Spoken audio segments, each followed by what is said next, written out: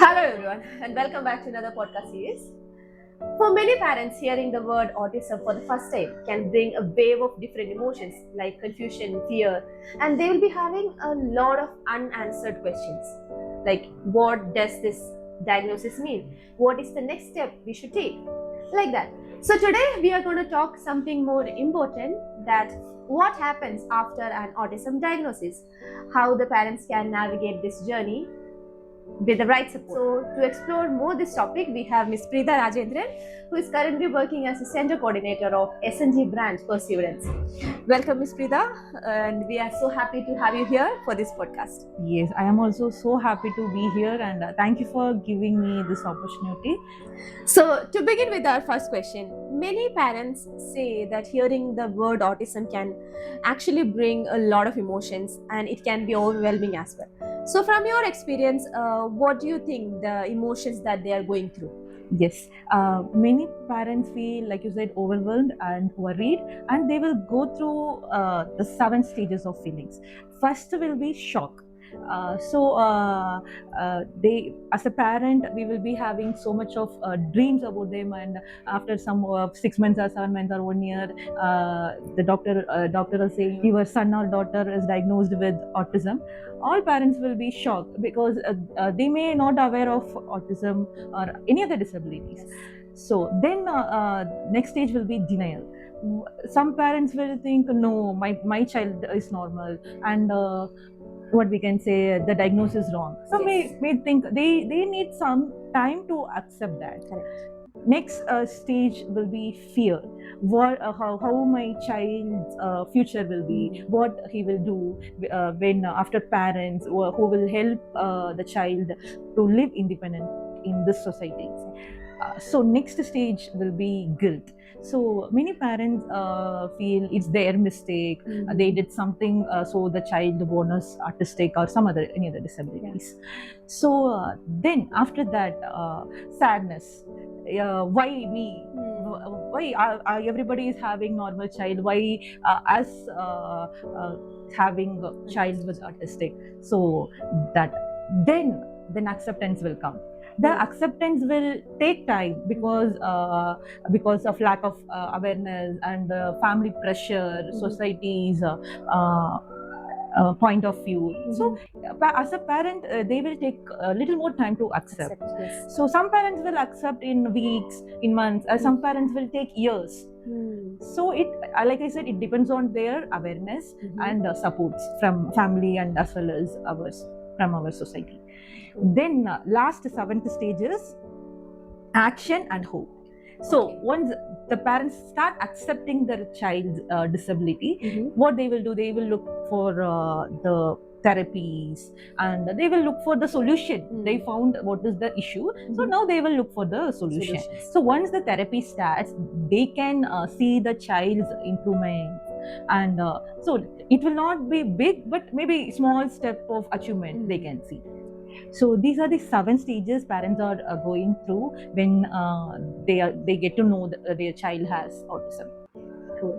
So are you saying, is it very common for the parents to feel all these kind of emotions, shock, denial, or after the diagnosis? So, and how do you think that they can cope up with these kind of emotions and feelings after this diagnosis to begin with? Yes, it is very common that parents may go through all the feelings I said before. So accepting their child is autistic is it's not a small thing. So first what they can do is they have to understand what is autism. So then what is the child needs and the ability. Parallelly, they can ask help from professionals in this field. Then they can contact other parents who is also having child with autism. Why? Because they won't feel left out. Okay, for me as a parent, we are only having a child with autism. So if they are connecting with other parents, the parents can give positive feedback. Initially my child was like this, then we gave therapies, and now he's improved a lot. That give hope to a new parents who is having autistic child. I think many parents who are listening right now can actually relate to this.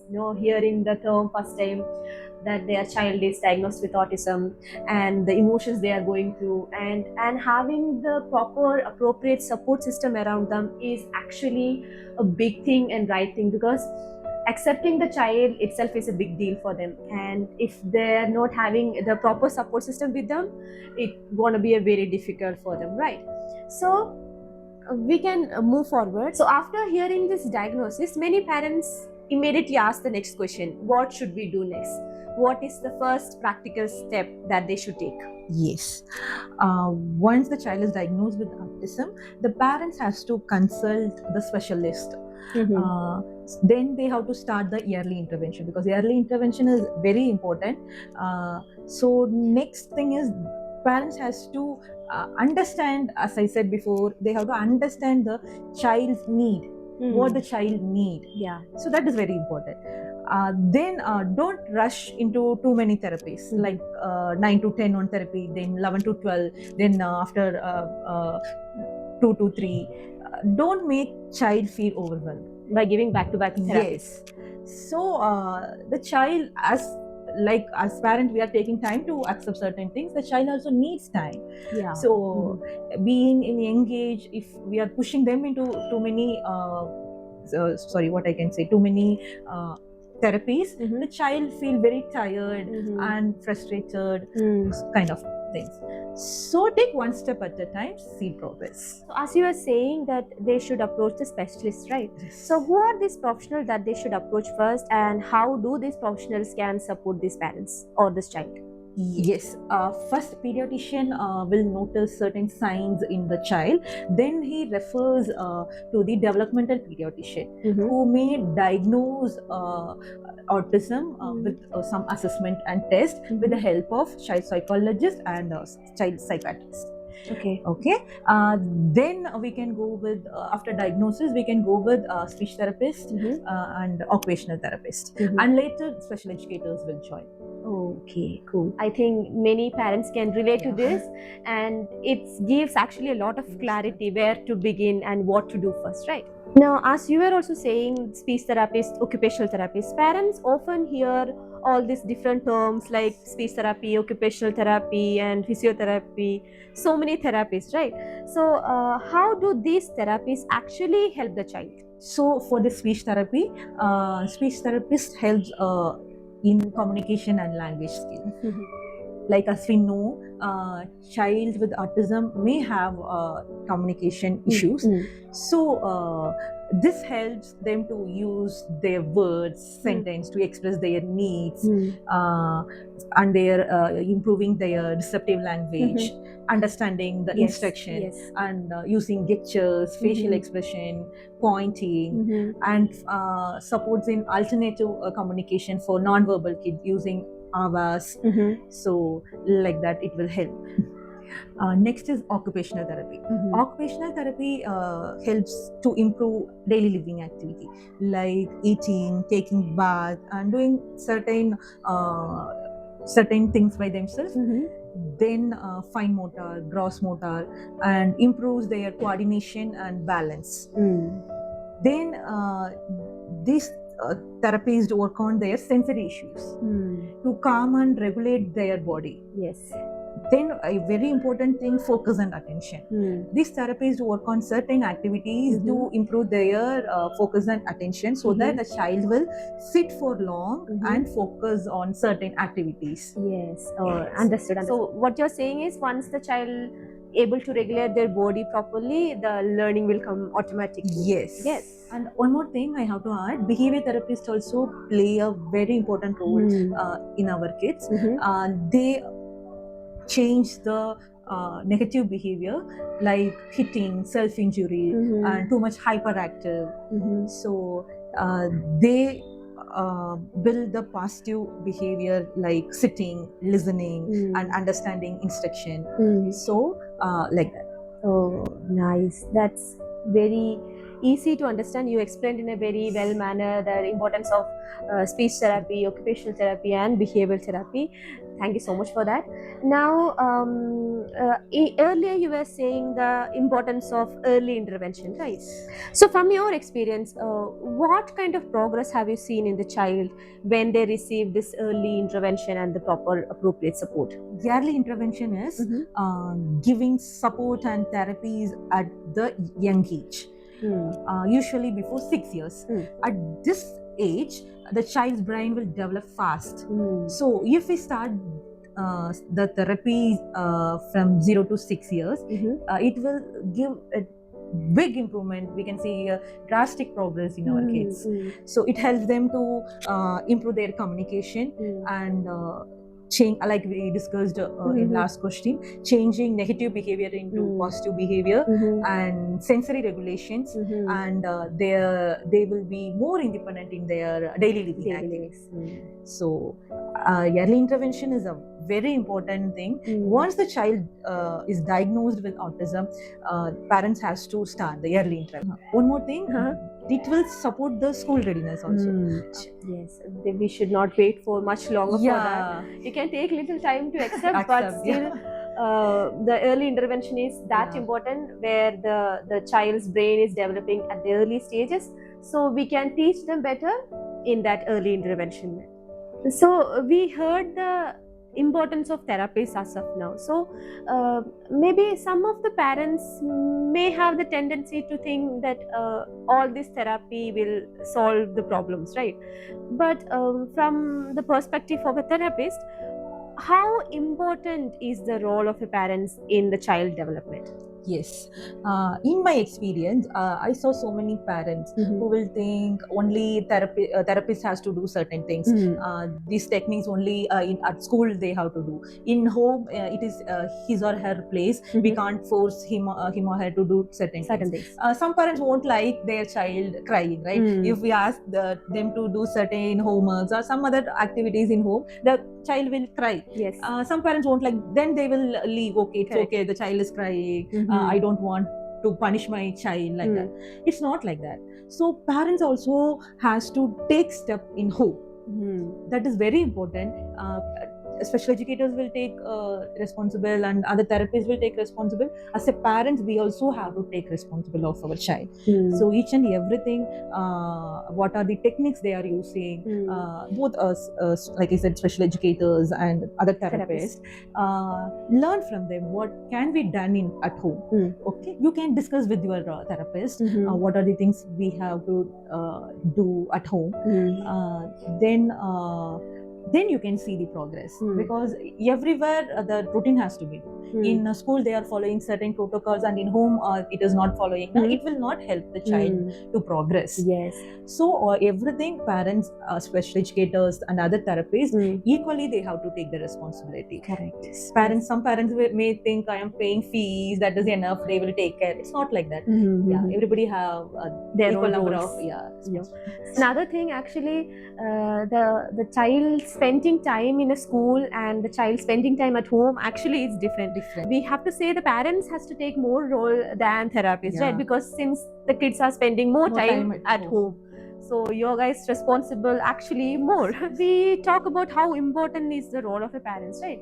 So now we can help them also. So can you please explain some of the strategies that they can use at home, the parents can use at home for the child communication and learning? Yes, like we discussed before, first they have to follow therapies at home, like the therapies which he or she is getting at school and at other therapy centers.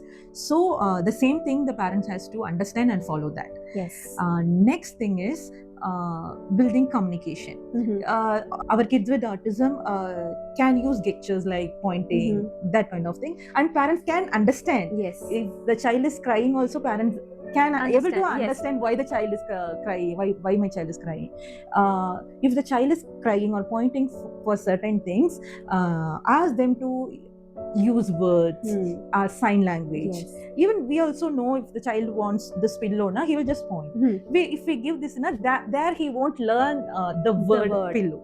So like that, if we are asking he or she to pronounce the word, the child at least can learn the word name of this object. So that simple thing only. It's not a big thing that we have to sit for 2-3 hours to teach the child. No, even with this simple action we can teach our kids. Next, reinforcing positive behavior.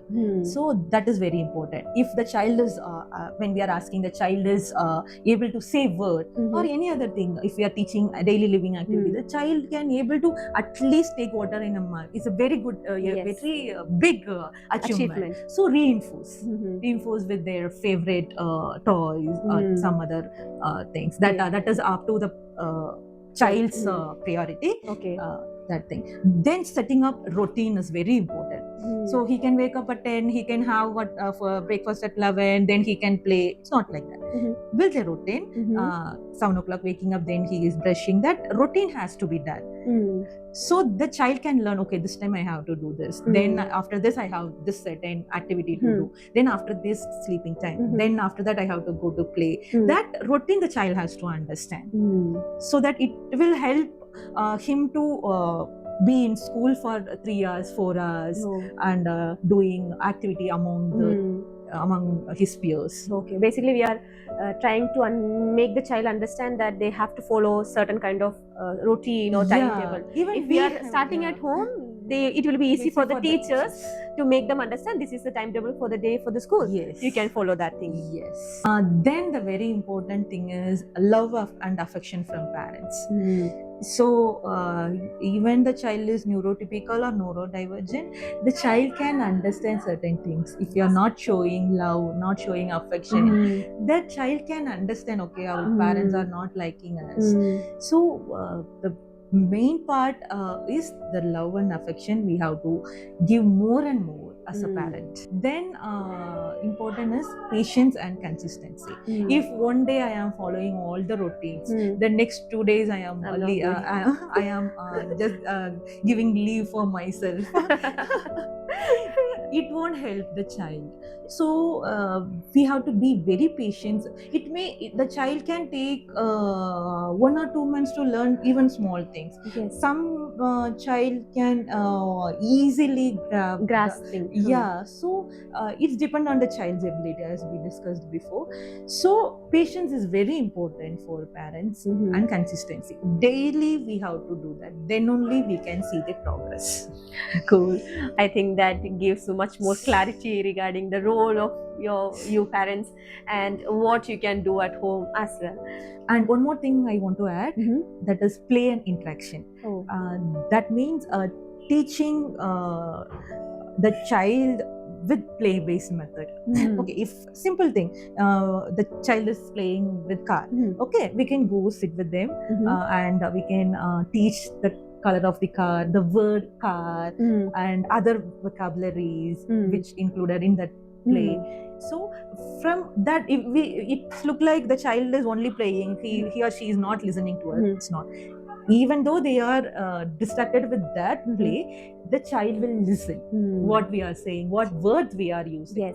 So it may look very simple, but through this simple activity we can teach the child more, and we can see the progress. It helps them to improve their communication skills.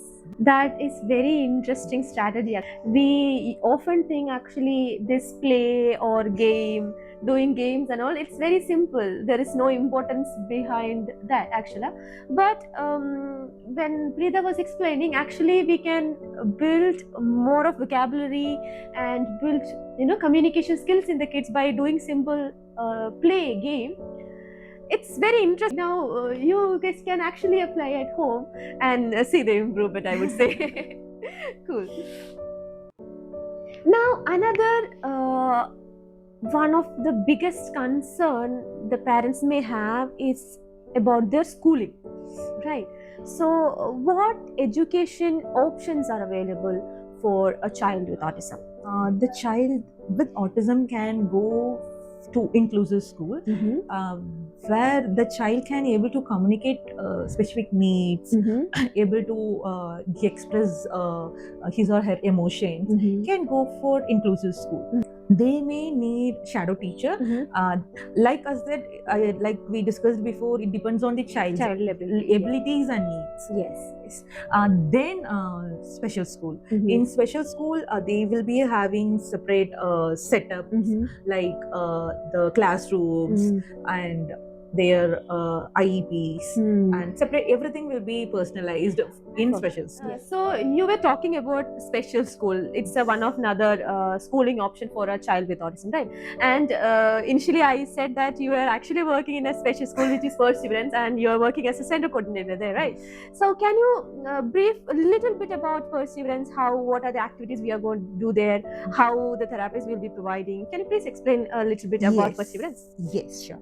So here in one classroom, 5 kids will be there, and one therapist will be there who is a special educator or psychologist, and one assistant teacher will be there who will support to engage the child with some floor time activities.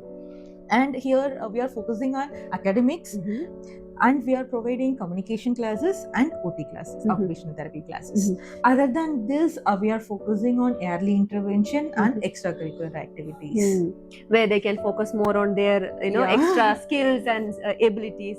We will get to know whether the child is learning, child has this ability to sing or draw or dance, right? Even coloring, painting. Yes. Cool. And we often hear the term actually when it is coming to special education or any kind of neurodivergent kids actually, we often hear the term IEP. Right. Can you explain what exactly is IEP or how important is to plan IEP for a child? IEP is Individualized Education Program. For your further information, when the child comes to Perseverance School, we take the baseline. What the child knows already, what the child doesn't know, what we have to teach. That baseline we will take. Okay. Then if the child, we have the data what the child doesn't know, right? So according to that we make targets. Okay. And it is not common for all the kids who are being in one classroom. It's not common. It is the child specific only for that child. Okay. You're saying it will be child specific, and we make the IEP based on the baseline, which is present level of the child. Yes, current level of the child. Cool. Okay. Now let me explain how IEP supports learning. Therapists use different strategies, different individualized strategies to teach kids. The teaching strategies will also be unique because according to the child learning style. So through that, the therapist initially identify the child's learning style. Then according to that style, the therapist will work. Okay. And daily the therapist will track the progress, whether the child is achieving the target, or if the child is not achieving the target for certain days, the teacher will change or modify the teaching strategy. So, and the task will be divided. It's not the whole thing the child has to learn. The task will be divided into step by steps so that the child can learn, understand. This task will be small so that the child can easily learn the new things. Yes. Be teaching the big things to the child, it will not help. So breaking down the task and teaching through the individualized strategies will help the child to progress. Okay. So based on the child ability to learn and the child learning style, when you're planning the IEP, it actually supports directly and indirectly the child's learning, right? Yes. Cool. Those things parents also have to get knowledge from the special educators so that the same thing it will be followed in the home. Followed at the home as well. The expectations will be the same from the school and the home, right? Yes. So here we are using certain strategies to teach, and at home parents are using some other strategy. Now the child will get confused from which I have to learn, or he or she will get confused through the concept. So both has to be collaborated, and use the same strategies will help the child to progress. Cool. Give more explanation. Yes. So till now we were discussing the technicalities or the practical strategies that they can use at home, right? But now let's view or see through the emotional perspective of a parent as well, right? Raising a child with autism can actually emotionally challenging for them, right? It's a lot for them. It's emotionally draining them, right? So can you please explain how important is for a parent to build a support system around them? Yes, support system is very important. Parents need emotional and practical support from everybody. Yes. Initially, they need support from their family, their own family. Parents can accept, Yes. and our grandparents, uncles, aunties, they also need to accept Yes. so certain things that is not parents' fault, that is not the child's fault. Exactly. Okay, that support, initial support need from the family. Then from school, from when if the child is going to normal school, inclusive school, or mainstream schools, or even in special schools. So from teachers and other therapies, support staff, assistant teachers. So they also have to support parents that you are not alone. We are there to help you, and from society. That is very important because it will give motivation to parents to take the child out. Yes. Yes, I saw few incidents that if the child is making noise, the child coming and hitting our kid. No, our kids, they don't know if pushing and hugging tight will hurt them. Some our kids will do it by mistake, unknowingly, and some other parents, what they will think, if the child is coming and playing with other, he or she will hurt our child. It's not like that. Understand certain things that they also need space in our society. Yes, they also deserve a space. Yeah, so that is very important. So overall, from everybody, from government side, everybody, the parents need support. Yes. So when they get to know, okay, I have a proper support system around me, my family, my relatives are there for me, that feeling itself actually, calm them. Yes. As you said, you are not alone kind of feeling. Yeah. If the child is going, if they are saying what is the child, it is not good, and it won't help the child. Yes, exactly. Yes, being there for the child, supporting in small ways, it will give a big motivation for the parents. Correct. That they still have the hope. Okay, after us, the child have the space in this world. So for the parents, those who received just now an autism diagnosis, what kind of message of hope that you would like to share to them? Okay, autism is not the end. It is a different journey. So with early support, proper guidance, with early intervention, love and affection, the child can able to learn, grow, and achieve so many things. So take one step at a time, don't rush, and consistency is very important, and you can see the progress in your child. That is actually a very good message for the parents who just received the autism diagnosis. As we come to the end of this conversation, one thing is very clear: autism diagnosis is not the end of the possibilities, right?